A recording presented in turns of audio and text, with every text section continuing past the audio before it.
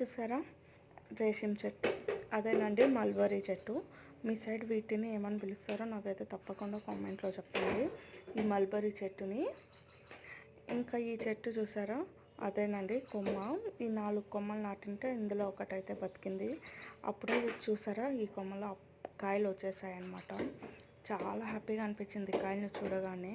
ఇంత చిన్న చెట్టులో అప్పుడే కాయలు వచ్చేసాయని చెప్పేసి అయితే ఇంకా నెక్స్ట్ హార్వెస్ట్ చేసుకోవడానికి వెయిట్ చేస్తున్నాం అన్నమాట. ఇదిగోండి చూడండి, మొత్తం ఆకులు కిందనే ఉన్నాయండి. మా ఇంటి దగ్గర అయితే పిల్లలు చాలామంది ఉంటారు. సో వాళ్ళు ఎవరు పీక్కుండా సేఫ్టీగా కాయలు అయితే వచ్చాయన్నమాట ఆకుల కింద. చూడండి మొత్తం అన్ని ఆకుల కింద ఉన్నాయి. ఇదిగోండి చూడండి, ఎంత చిన్న కొమ్మ అప్పుడే కాయలు కాసేసిందా అని అయితే చాలా హ్యాపీగా అనిపించింది. ఇదిగోండి చూడండి, నేనైతే చూపిస్తున్నాను ఇవి ఆకులు అయితే పైకి ఎత్తి.